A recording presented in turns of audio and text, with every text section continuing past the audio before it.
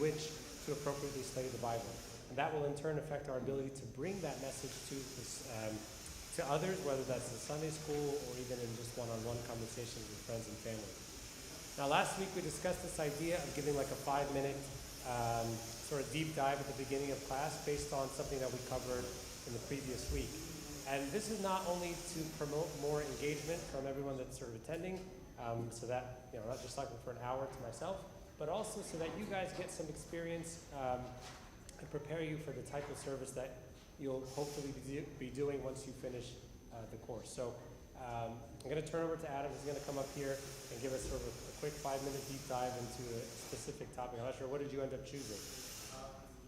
Biblical geography. Biblical geography, okay, terrific. So I'm going to, I can try to make it happen, that would be helpful, but I'm just going to stand here and I'm going to see you some folks. Whatever you need, just pick it, not to be that strict. Hey guys, hope you're doing well. I'm Adam. I'm a first-year college student. I'm doing bioengineering, and today I'm going to be talking about biblical geography. So when I was thinking of what to present at 2 a.m. last night, that's a joke for the most part.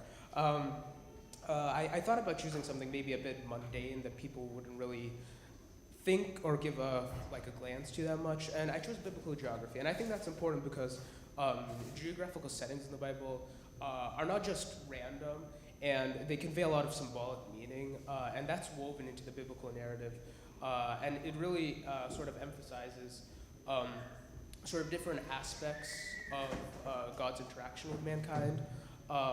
So the question that we have right now is, what role does geography play in the Bible, and how biblical authors use geography as well as God to reach us where we are? And for this, I chose 4 specific geographical areas, locations, landmarks, or whatever, that are used throughout the Bible and carry sort of symbolic meaning.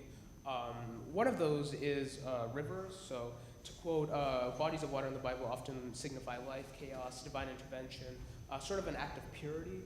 One example would be Jesus being baptized in the Jordan, where the Holy Spirit descends on him, as well as the Israelites crossing into the Promised Land, which shows a sort of new stage in the relationship between the Israelites and God with the covenant. Another huge geographical location in Scripture is mountains. Those are mountains are seen as places of divine revelation. One very prominent example would be Moses receiving the 10 Commandments on top of Mount Sinai. And you also have cities as well, which are a bit dialectical in the fact that they can be used to represent 2 very vastly different properties or characteristics. You could take a city like Jerusalem, for example, which is seen as a symbol of God's presence, or sort of the future of mankind when God creates a new heaven and new earth with a heavenly Jerusalem, and it's seen as sort of a hopeful future for humanity. But on the other side, you could take a city mentioned throughout the Bible, such as Babylon, which is seen as a representation of human hubris and pride and opposition to God. And lastly, you have the wilderness. And the wilderness is seen through, is written throughout the Bible many times, and there are many examples of cases where people go into the wilderness, and it's seen as a place of temptation or testing. One very, very important example would be Christ being tempted by Satan in the wilderness, where he fasted for 40 days, or the Israelites' journey in the desert for 40 years. The wilderness is seen as a place of tribulation, and really a time where people are faced with some of the most grueling challenges, and how the reliance on God sort of alleviates that challenge. The impact of all this is, I really think it just shows how important it is to read the Bible more on a deeper level. To quote, understanding the geographical significance in Scripture enriches one's comprehension of God's interactions with humanity, as well as just unfolding plan of salvation. And even more than that, I think it really shows that wherever we are in life, God calls for us, and he reaches us where we are, and it's really up to us to answer that call. Thank you. Thank you. I agree with you 100%. I think the geography really brings it and makes it sort of more real and helps you to better understand. So it's not some abstract sort of topics. You know, there was at the Acts, the seminary that's in California, they had one course which was actually just a live course where you actually would fly to Jerusalem and visit the Holy Land and then take this sort of guided tour and sort of integrate with that sort of these scenes from the Bible and these stories, and it really brings it all together. I never got a chance to do it, but one day it will be a nice little opportunity for anyone that needs it. So I don't have a way to get this to work. So I'm just going to turn it like this. You guys are more than welcome to follow along here if that helps. Just has some pictures and stuff but it's hard to see from here. But I will put up the scan code if that makes a difference. Thank you, sir. It's in the background.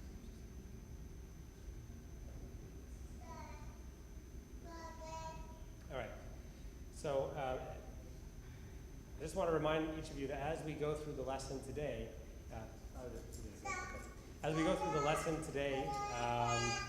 think about another sort of deep dive that you'd like to take for next week, and then kind of listen to what we're talking about. And if there's something that piques your interest, hopefully you can get somebody to volunteer so you can sort of take a quick dive into an area of interest for you. So to sort of build off of what Adam was saying, we began by talking about some of the geography of that region of Palestine, and that, as we mentioned, knowing the geography, it actually helps make those words on the page more tangible. And I think the key point also is that it's different than, like if you read in Greek mythology or other sort of legends or even other religions, it's myth, right? It's not real. It's something that exists in some other time and place. It's not something that happens here on earth. But Christ, and we'll see that a little bit later today, is rooted in history, okay? That there's an actual real historical person, and that's very different than the other things that we talk about, okay? Last week we also spoke about some of the different groups that were prevalent in the New Testament. Specifically, we talked about like the Pharisees and the Sadducees and the Essenes and like the whole hierarchy of priests. And then we finished off by beginning to look at the titles of Jesus in the New Testament. And this isn't random, but it sort of fits into our aim or objective here. We're giving just an overview of the New Testament. Okay? There are titles that are used over and over and over throughout the New Testament, and they're not all the same thing. They don't all mean the same thing. But they do tell us a lot about who Christ is and also how people living at the time of Jesus understood him to be. Okay? The first title that we talked about last week, you can see or maybe not, but is the term Messiah. Okay, this is just a refresher, but Messiah was sort of the most common title that was used for Jesus in the New Testament, and it's a Hebrew word, and in Hebrew it means anointed, and the Greek translation of the word Messiah is Christos, okay? So when we say Jesus Christ, it's not like the first and last name. It's not Jesus as his first name and Christ as his last name. It's actually more of a title, okay, that it's Jesus, the anointed one. That's how we sort of think about him. And we also spoke about how all kings and priests were anointed in the Old Testament, okay? But, so like there are a lot of people that would have this term, anointed one. But after the fall of Jerusalem and the Babylonian exile, the term Messiah really comes to mean like a special, specific person who is descended from David, and he's somebody that would restore the kingdom back to its sort of former glory. Now, there's a misunderstanding because at the time it was really understood to be a sort of like an earthly kingdom, okay? And hence, the Messiah was thought of as like a political ruler or maybe even like a military ruler. And it's somebody who would establish this earthly kingdom. And so you can imagine why Jesus would actually try and silence those who declared him as the Messiah, because to do so would attract the attention of the Romans, who may think that, there's a revolt on their hands. Okay? But more importantly than avoid it, he actually redefines the term Messiah. We talked about this last week. He told them, you guys want to know what the Messiah is? The Messiah is going to be handed over to the chief priests. the Messiah is going to be mocked and they're going to crucify him. And to follow the Messiah means that you need to take up your cross and follow me. It means that you need to do good to those who persecute you. It means that you need to turn the other cheek. So this is how he redefined what it means to be Messiah. And that's hard for us because we've always known it as such. But for them, it's a very radical change in how the term Messiah was understood before Christ and how it was understood afterwards. So that's sort of all that we covered last week. And so we'll continue in that same vein and understand some of the other terms or titles that were used for Jesus in the New Testament. So the next one is Son of God, okay? Son of God. Now this is a title that was used by Jews and Greeks, okay? For the Jews, when I say Greeks, it's really basically anyone that was non-Jew. You could think of it as Gentile, but everyone that was sort of Gentile or non-Jewish was sort of referred to as Greeks. Now for the Jews, Son of God was like a holy person. Okay, kind of like when we refer to each other now as children of God, right? It's a descriptor for a holy person or somebody that sort of lives that holy life. For the Greeks, it was actually a son. You think about like in Greek mythology, like Hercules, for instance, is the son of Zeus, for instance. But it's a very different understanding. For Judaism or for the Jews, there was not something that was conceived as God having a divine son. Right? This was something that was very radical for them. So the question is, so did we come up with this idea of Son of God, describing Jesus, something after his lifetime, maybe a few hundred years later, like it just sort of grew into myth, we call him Son of God? Or was this actually used by God or by Jesus in his lifetime? Okay? And the answer is yes. Jesus himself used this as a title. He often called himself the Son of God, and he meant it in like an exclusive sense. Okay? And this is important because, like I mentioned, some people try and say that Jesus himself never claimed to be God. Okay? And they try and say that it was something that came about later. But it's just not true. He was very clear in asserting himself as the Son of God, and on top of that, he distinguished it from us. Okay? He said, because, for instance, like he encouraged us to call God our Father, right? We think about the Lord's Prayer, it says, Our Father who art in heaven. But when he spoke about himself as the Son, he used it as my Father. He said that God is my Father in sort of a unique way that's different than the way that he's your Father. Okay? And this is a theme, for instance, that's discussed in St. Paul's different epistles like Romans and Ephesians, that we are sons of adoption, which I think he was trying to say there. But,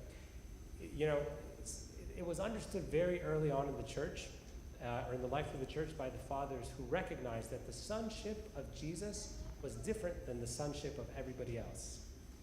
And again, I make a point of it here because you'll find books that say that this idea that Jesus was the divine Son of God was something that was invented by his followers later on. Okay? And it's really, it might seem like a reasonable premise, like, maybe just it grew into mythology and things like that. But if you think about, we said earlier that in Judaism there was no idea of the Son of God. Who were his followers at the very beginning? They were all Jewish, right? So the concept of God having a son was very foreign to them as well. And this was actually something that was hinted at in the Old Testament, and then we could spend maybe just an entire unit talking about the appearances of Christ in the Old Testament. Very beautiful, but it was only hinted at in the Old Testament. And Jesus, when he comes to reveal the Father to us, and he reveals the Trinity. And so this concept of the Son of God is revealed to us in a way like in its fullness in Jesus Christ. Maybe it was veiled in the Old Testament, the idea of God having a son, but when you get to the New Testament, it's revealed openly. Okay? And again, I emphasize it to demonstrate that it really wouldn't have entered into the mind of the disciples unless it was actually explicitly revealed to them through Jesus himself. Okay? It's not the sort of idea that they would invent after the fact. Right? It says, my Father is working and I am working. Right? I must return to my Father. Like he would talk about his Father in a very exclusive sense. And even if you really want to sort of take the argument further, if you look at the end of his life, the Sanhedrin, okay, sentences him to death for this very reason, right? That he considered himself to be the Son of God, and that's blasphemy, Right? For them, that's blasphemy. Not because he heals on the Sabbath, not because he does these other things. It's because he considers himself as the Son of God. So this idea that he didn't consider himself as the Son of God, which is again a claim that you may hear from others, it's just unfounded.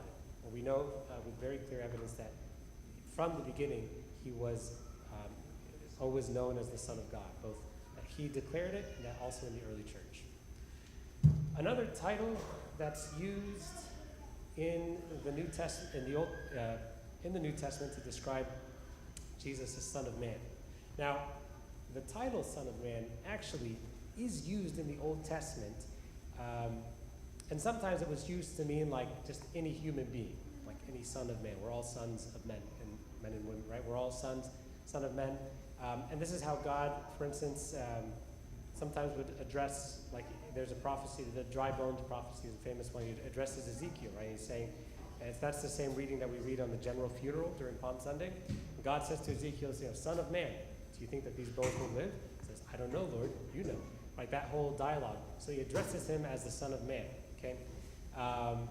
But it was used to talk about any sort of human being, okay? Now, in addition to being used to refer to any human being, it was also used to refer to oneself indirectly, or something like in the third person, okay? In English, we don't really have this. It's harder to sort of translate into the English, but maybe the best example might be like, for instance, you might say, oh, who brought coffee for everyone, right? And you say, yours truly. Now, yours truly, you're talking about yourself, right? But you're not referring to yourself sort of indirectly. And that's probably the best example I can think of. But it's an expression to describe yourself indirectly. And when Christ uses it as the Son of Man, when he uses the term Son of Man, he's describing himself. But on top of that, he's actually referencing something from the book of Daniel in the Old Testament, okay? And there's a verse, it's up here already. Okay, I'm going to read it to you. A couple verses from the book of Daniel. It says, Daniel speaking, he says, I saw one like the Son of Man. Okay, I saw one like a Son of Man coming with the clouds of heaven. He approached the Ancient of Days and was led into his presence. He was given authority, glory, and sovereign power. All nations and peoples of every language worshipped him. His dominion is an everlasting dominion that will not pass away, and his kingdom is one that will never be destroyed. Okay? So when Christ would use this expression of Son of Man to describe himself, he's describing himself as somebody who would co-rule with the Ancient of Days, who is God his Father. Okay? And so, when it was used by Jesus, it was used almost exclusively for himself. Okay? And actually, he used it more than 80 times throughout the Gospels. He would use it sometimes when he would refer to his suffering. And some people, for instance, some scholars try and argue then that when he's using the term Son of Man, it's a term that he's just referring to his humanity, as if it's something separate from his divinity. But that's just not true, because other times he would use it when referring to like his authority from the Father. He would say like the Son of Man has authority on earth to forgive sins, right? He would also say the Son of Man is also Lord of Sabbath, okay? So that kind of thing, when he would talk about Son of Man, is one, is not talking about his humanity, which is as if it's something separate from his divinity. But two, he's really directly referencing the book of Daniel, and he would use it in these sort of apocalyptic kind of settings, like when he'll return and judge.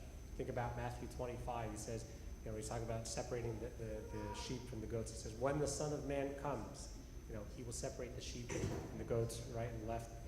And so what's really cool about it is that when he's using this term and he's referring back to Daniel's vision, he's saying that he is the one that Daniel foresaw and prophesied about, okay?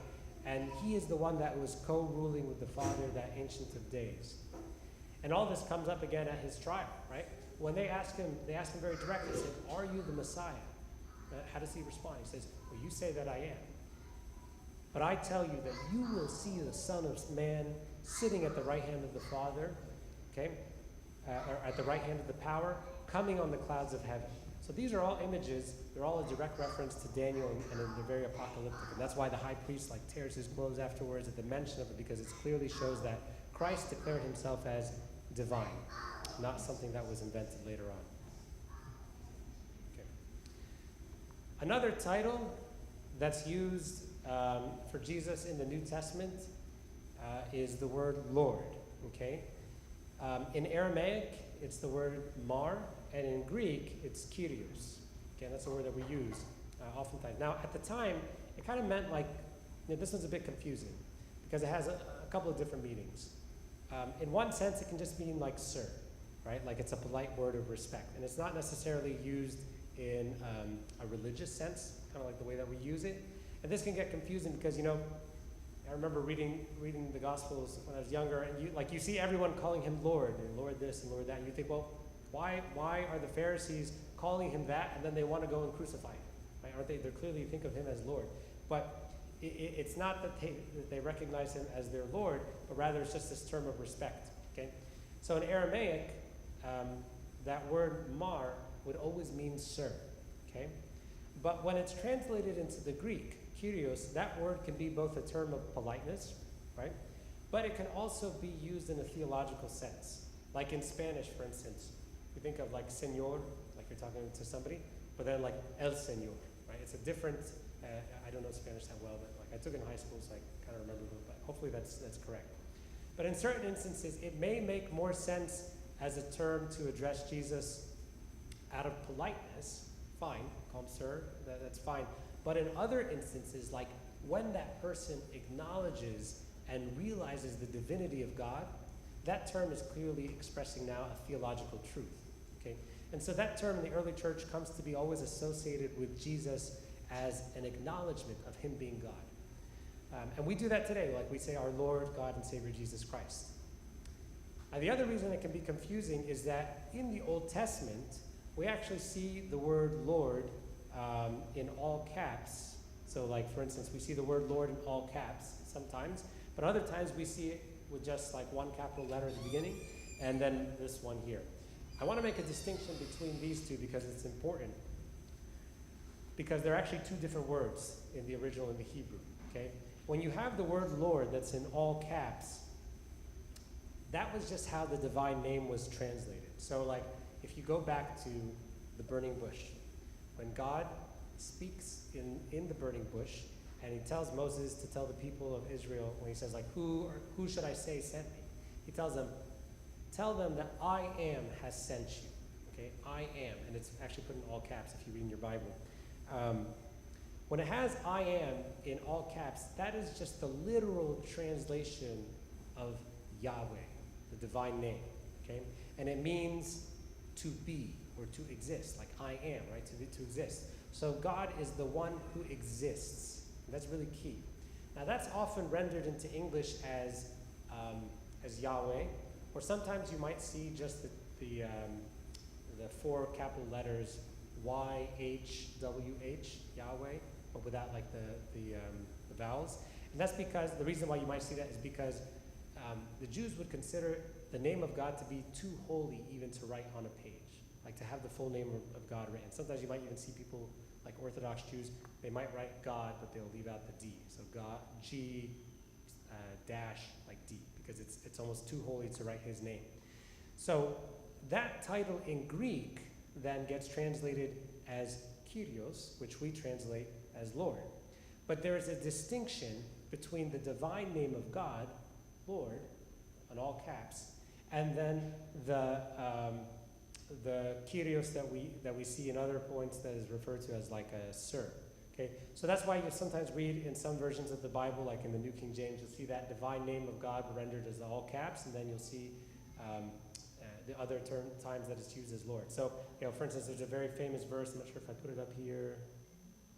It's small, but it says, and I didn't even do the right one. Because this one, you can see how it just has Lord spelled the same way both times. There's no distinction. It doesn't have all caps. I wasn't paying attention. But what the verse should say is, the Lord, all caps, said to my Lord, sit at my right hand until I make your enemies your footstool. At your footstool. And so, if you look at it in the original Hebrew Bible, Lord and Lord, those are actually two different words. It's Yahweh, that's the divine name of God, and then Adonai, which is like sort of another, like master kind of thing. So there's a distinction. So in the New Testament, going back to New Testament, when you see the name Lord, there can be confusion because initially it was sort of used as a term of respect, like sir or master or something, but after the resurrection, it's used almost exclusively in the sense of his divinity, at least in the understanding of the Orthodox Church. Okay, and that's why, my Lord and my Lord and my Savior, like whenever they acknowledge his resurrection, right? Hopefully I didn't confuse you on that, but I just want you guys to get this. So those are sort of the titles. You see Messiah, you see Son of God, Son of Man, and Lord. Any questions on that? For Lord, you said in Aramaic it's Mar, or in Hebrew? It's in Aramaic, yes. Is that where we get like Mary Mina and Mary Girgis? Is that we're saying sir, or is that different? It's a good question, because I feel like there's a different etymology to it. I've seen that before, and if you look in like the Syrian church, which uses Aramaic, they still use Mar, like we refer to like their patriarch as like Mar Ignatius Ephraim or something, right? So I think, I don't know if anybody knows specifically, but I think Mar is still sort of using that sense of kind of like sir, or like a term of respect, but I don't know if that's where we get like Mary Mina or Mary Girgis or something. Anybody knows? Maybe it sounds like a good option for a deep dive. I don't know if there's enough there to do a deep dive, but I always like etymology. Good question. So next thing we want to sort of talk about, moving on from the titles of Jesus. Eventually we're going to dive into the actual books of the New Testament, but just one or two more things I want to talk about. So we said that when people try and look at Christianity, they try and accuse it of being nothing more than sort of mythology and sort of fanciful stories, and they compare it to other religions or myths, right? Like Hercules was the son of Zeus, and he had great strength. Mithras was another one that's sort of common, you may read about, as a figure from Zoroastrianism, which is one of the Persian religions. And there's people trying to argue that there's a similarity with Christianity. And even some Roman deities that would have similarities to Christianity. For instance, there would be other religions that also practice this a meal of bread and wine, or other deities where they believe that there was resurrection, that he rose from the dead. Without going into detail about any specific one of those other religions, because actually some of them come after Christianity, so it's not like Christianity was based on them, but rather vice versa. But the key difference is that Jesus was actually a real historical figure, okay? That he lived on this earth, he performed many wonders and miracles, and he's attested to by many others, even outside of the Bible, okay? Now this is less of an important thing now, but there was this phase, in the 20th century, sort of mid-20th century, probably about 70 years ago, so where it became sort of popular to criticize and say that Jesus was not a real figure and that he never existed. Maybe you might still see people that even try and argue that now. And people bought into this for some time, but even if you look just even like a very cursory search, you'll find that he's well attested to in multiple ancient sources. I'm just going to outline a couple of them here for you so that you know about them. You don't have to, it's obviously not for you to memorize, but that you know that they exist. And it also tells you a bit about how people who lived at that time, that were not Christians, how they viewed Jesus and who he was. So one of the most famous ones is a guy by the name of Flavius Josephus, and he's sort of a first century Jewish historian, okay? And so he says, and it's hard for you to read there, but I'll say it here. It says, about this time, there was Jesus, a wise man, if indeed one ought to call him a man. He was the Christ. Pilate, upon hearing him accused by men of the highest standing among us being, he's Jewish, condemned him to be crucified.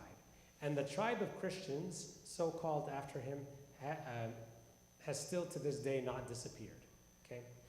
This may not seem like much. You're just saying, okay, so you're saying that there's a guy named Jesus and that he was crucified by the Jews. That's something that we sort of all know already. But for this to be from a first century Jewish historian, he's already referencing Jesus as a human being, and he's also saying that this tribe of Christians, he had a following, and that they were still around at the time that he wrote, which would have been at the end of the first century. So it's still like an important piece. And he has, if anybody's interested in looking into Josephus more, he actually has a lot of things. His passages, for instance, just about John the Baptist are even longer than what he has here, which tells us that John the Baptist actually had a pretty significant ministry that we don't oftentimes hear about. Another one I have it here is Tacitus, and he was, I don't remember actually, was he a Roman?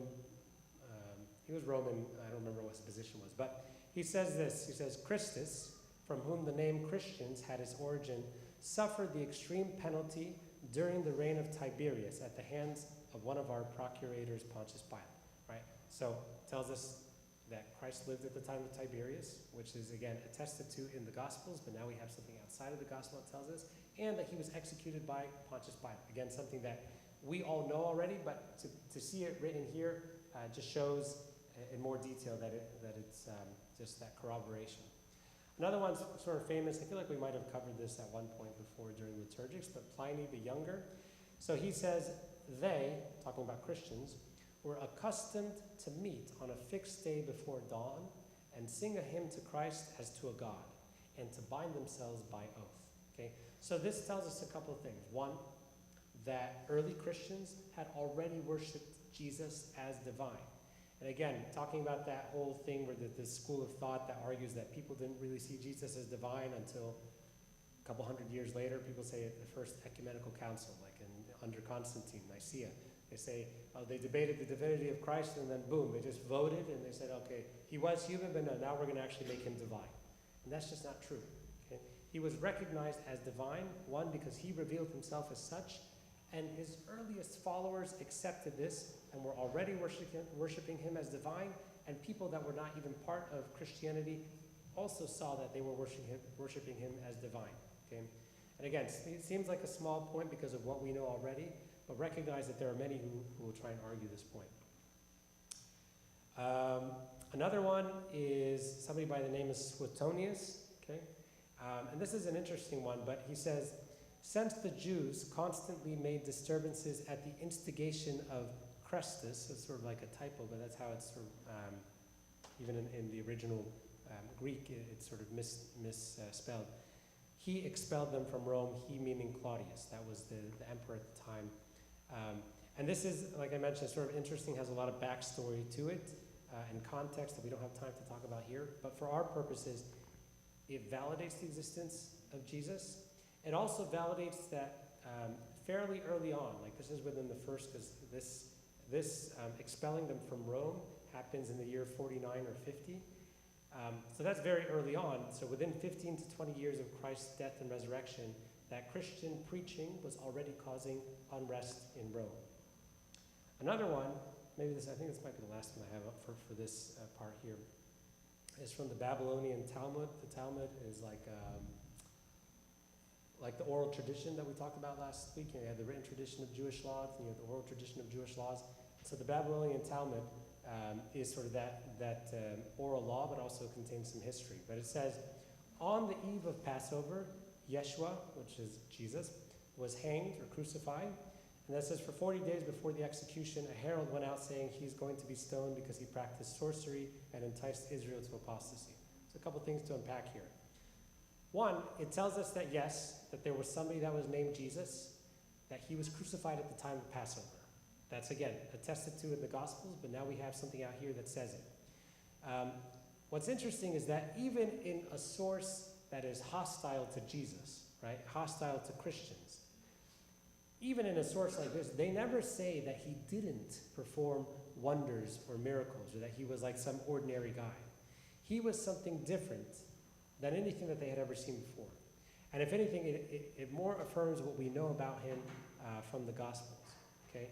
So I think that's just sort of interesting that, it's not like people are saying, oh, people think that he did wonders, but he never did any wonders, he never did any miracles. Not a single source that we have outside of the Gospel, that even the ones that are hostile to him, never said that he didn't do wonders. So we know that he was a miracle worker, he was a wonder worker, and this is, again, supported obviously from what we know in the Gospels, but even outside of the Gospels.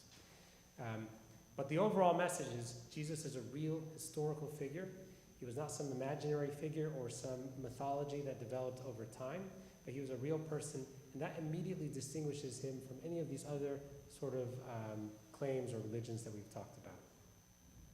Now for the last part, we have a few minutes just to finish up, is we want to talk about now the Gospels specifically, and start getting to it. Because, New Testament, this is supposed to be an introduction to the New Testament. We're probably just going to be able to get through the Gospels, I think. Maybe the next time around when we go through it again, we'll get into Acts and the epistles of St. Paul and the Catholic epistles and Revelation. The word gospel was not originally used to refer to the books of the Bible, but the gospel was the message. Okay, it's not a book, it's a message. So when Paul says, I preach the gospel to you, it's not a book, but it's the message of Jesus Christ. It's that oral tradition. Okay? And the books that we now call as gospel, remember we've said this before, began as oral tradition first. And the word gospel itself comes from an Old English sort of word, God's spell, basically talk about God or message about God. Like you might hear the word spiel, like give me your spiel. Like that spiel, that comes from sort of Old English, which means God's spell, God talk, God's message, okay? So that's where we get the word gospel from. That's different from in the Greek, which is evangelion. Ev means good. That sometimes gets translated into English or transliterated as EU, like you as opposed to ev. So sometimes you won't see euangelion, but that prefix you is used in other like eulogy, for instance, like speaking a good word about somebody, eulogy. So the same prefix ev or you means good, and then angelion is a message, right? So we know the word angel is just a Greek word for messenger. So evangelion is the good news, okay, the good message. Now eventually that good news, right, the good news of the salvation of Jesus Christ, that good news gets written down into the four Gospels that we have today, which are Matthew, Mark, Luke, and John.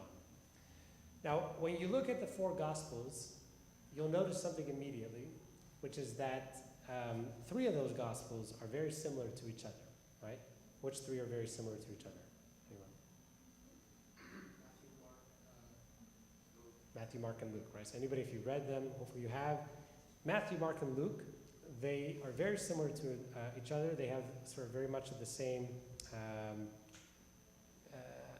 structure and layout compared to each other. But they're different from the Gospel of John, which has a different structure and a different layout. The message is the same, but that structure and the layout are different. And so these three Gospels, Matthew, Mark, and Luke, they look alike, and hence they are called the synoptic Gospels. You may see that term sometimes. Syn meaning same, and optic like eyes, they look. So they look alike. So much so that in some areas, they're almost like word for word, same as each other. They have parallel stories, they have similar wording, they have very similar sequence. And so people try to understand this, and maybe you've thought this question to yourself, is, what is that relationship between Matthew, Mark, and Luke? What's sort of the literary relationship? Did maybe one author borrow from the other authors? And if so, then why? What was their purpose? What was their aim in writing? And how did they adapt that to suit their aim in writing? Okay? And this is something that we'll get into in more detail as we go through each of the Gospels. But what I want you to know here is that when we understand the Gospels' relationships to each other, it's likely that they leveraged each other's accounts to help fill the story. And that's okay because it helps us really to give a comprehensive picture of who Jesus was and what he came to do. Now, there are sort of two main theories about how they're related, or that try and explain how these three Gospels came to be and how they're related to each other.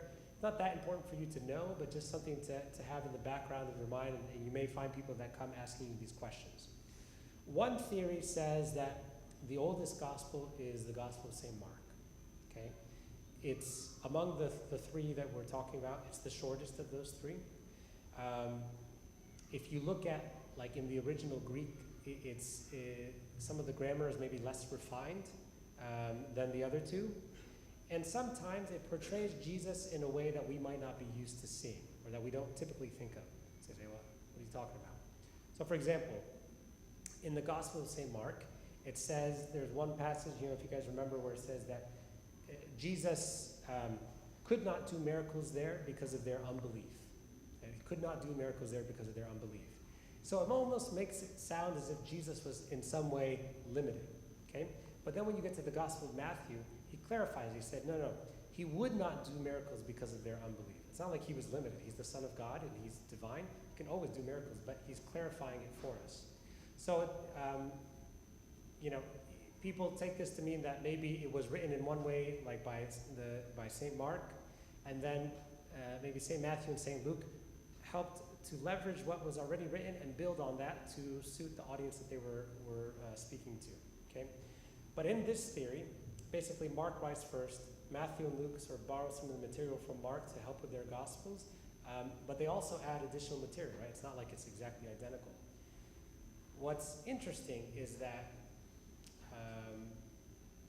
there are some parts of Matthew and Luke that are identical to each other, but they're not found in Mark. That makes sense? So if you see the same one in both Matthew and Luke, but they weren't found in Mark, if you believe that Mark was the first one, and again, this is just one theory, there's another one, but one possible explanation is that perhaps there was some other earlier gospel out there which was sort of known to the early church and even known to these authors. Now we have no proof of this, right? We only have these 4 gospels, that's what we have. We have no proof of this, but you know, it's a hypothesis that this sort of hypothetical document, which is called, in biblical studies, they'll call it Q. You might hear that word Q. Q is short for Quell, which is the German word for source. You say, why is it German? Well, a lot of biblical studies, as it turns out, in the 19th and 20th century were led by Germans.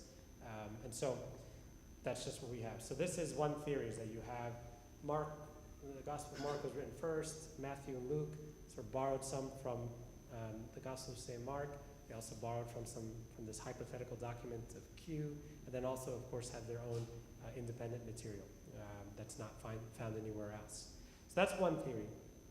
The second theory is that Matthew, in fact, was the oldest gospel, okay? And this is why it was always placed first. Yeah, like Matthew, Mark, Luke, and John, so it was in that order. And this is what the early church believed.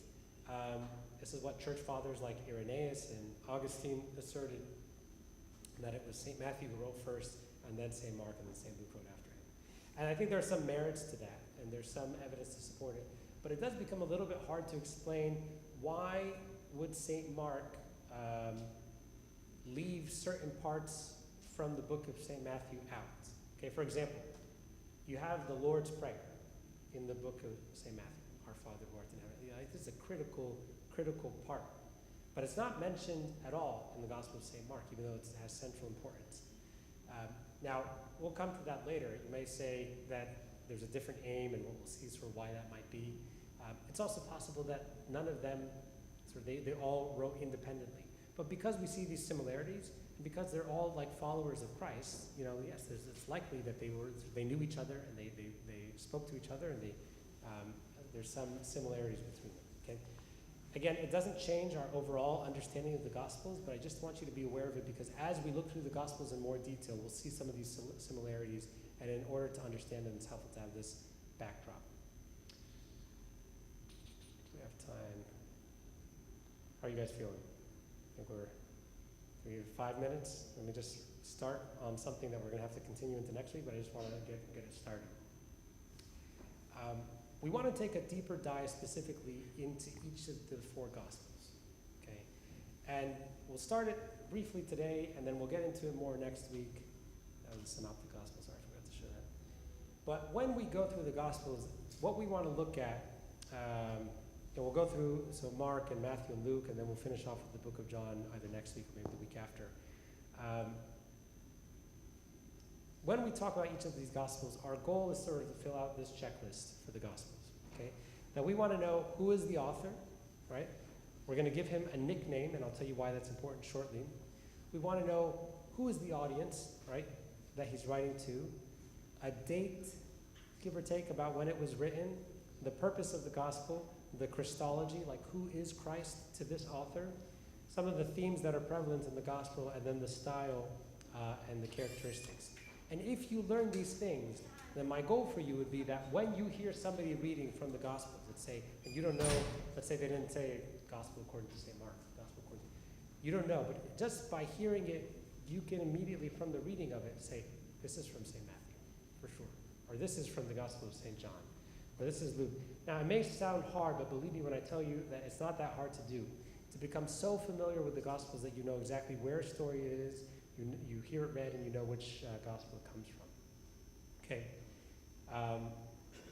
let's go through a couple of these, and we won't go through all of it, but just so you sort of hear. So the gospel, the first gospel of Mark is traditionally attributed to Mark. We're 5 minutes in there, sorry. We'll be done in 5 minutes. So the gospel of St. Mark is traditionally attributed to St. Mark. Recognize that if you wanted to go by the letter of the law, it's technically anonymous, right? Because it doesn't say the gospel according to St. Mark, right? It doesn't try and identify, I am Mark, and you'll see that actually in some of the apocryphal gospels, where they try and claim that they were, I, Thomas, son of Israel, like he goes through and tries to say exactly who he is, so that it lends some like authority to it. But those are all the fake gospels, ironically.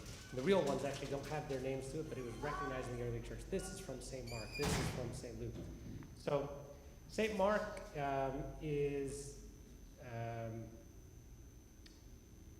in some traditions, he is one of the 70, okay? In some traditions, he's believed to be like the nephew of St. Peter. That's one tradition that's out there. We have no way of knowing for sure.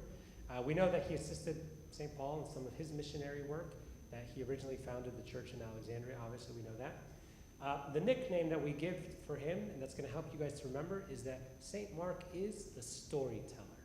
He's the storyteller. Why? Because Mark loves the story.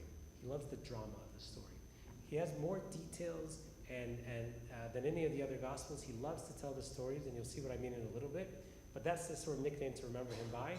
His audience, we can't say for sure. Most traditions associate him with being in Rome or writing to Rome at the time. That he was writing to the Church of Rome. Now, regardless of whether he was writing to Rome specifically or not, what we do know is that his audience was definitely Gentile. Okay, they were not Jewish. And how do we know that? Because if you read through this gospel, you'll see that he oftentimes explains like Jewish customs. He translates Jewish words or Aramaic words. So, for instance, like when you have the account of Jairus' daughter who had died, and Christ raises her from the dead, okay? He says, Talitha Kumi, okay? And then he says, which means, little girl, arise, okay? So he translates it for them, whereas if he was sort of writing this to a Jewish audience, which you'll see in the book of Matthew, there's no need to translate that, right?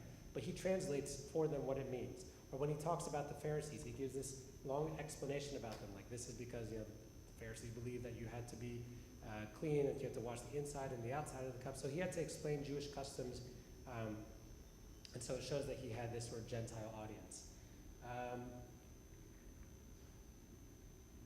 These might take a little bit longer. We're going to go through these next week. How about that?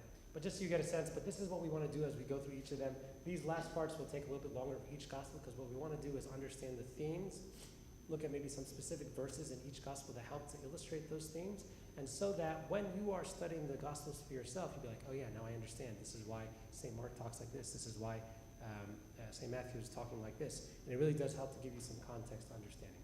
All right, any questions? Okay, very good. Any volunteers for a 5-minute dive, deep dive? Do I need to select? Thomas is putting his head down. I feel like I should call him Thomas. Does anybody want to bail Thomas out? Because otherwise I'm calling on him. Who's going to be here? Who's not going to be here next week that they know of?